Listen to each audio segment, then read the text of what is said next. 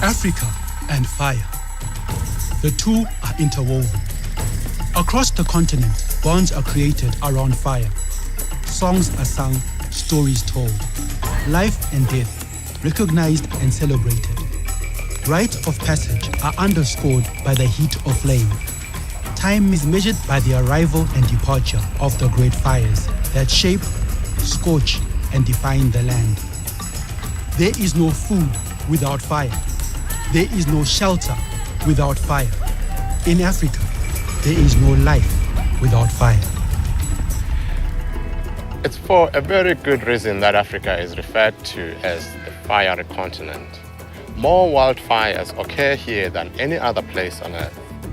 The area consumed by fire in Africa annually comprises 2/3 of the total area burned around the world. It's hardly surprising we have the planet's most extensive area of savannas and grasslands, a massive region stretching from the edge of the Sahara across the equator on the east to the lush landscapes of the south.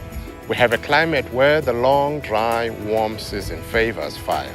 And we have generations of men and beasts that have farmed and grazed the land to the point where managed fires have become a way of life. It's estimated that up to 90% of the fires that burn across Africa are set by people. Fires that are set primarily during the months of dryness in order to remove old dead vegetation and to produce new green growth in the springtime. Natural fires, lightning being the chief cause, account for the rest. In the early wet season, the African climate creates dramatic lightning storms, which before the advent of human ancestors would have resulted in giant fires that burned for days as they swept across the continent. But it's the man-made fires that most influence the well-being of the environment, its valuable resources, and ultimately the quality of life for those who live here.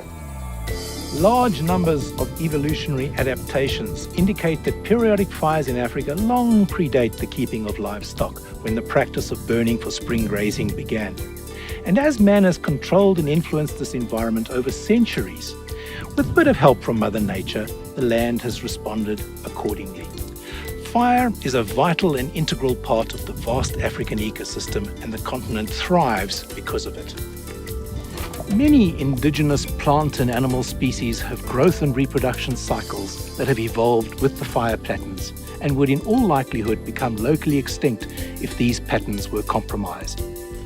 There is a strong need for a locally appropriate fire regime to secure the proper functioning of African ecosystems.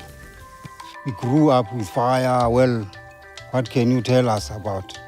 Because this thing of house burnt and whatever, grazing lands, they are used to it.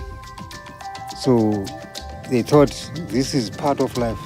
But after fireworks came, they realized now that what they were doing was very, very dangerous and wrong, because fire is dangerous and it destroys their properties, it destroys grazing, and even they die because of fire. Which is why it is essential to manage fire. Fire management programs must be designed with communities to maintain ecosystem productivity but prevent loss of property. FireWise is a program that teaches communities to do just that. Fact: regular fire is vital to the continuing health of savannas and grasslands of Africa, especially as these open ecosystems are where most of Africa's ever-increasing human population reside. Fire is dangerous, but not always. Sometimes we start fires for hunting. It flushes out the animals. Or when we collect honey from beehives in the ground. When it is hot, where the trees are too many, we start the fire to make the trees less. When the rain comes, there is more grass for the animals. Today, the African landscape is under immense pressure, with deforestation and land degradation inching across the continent relentlessly.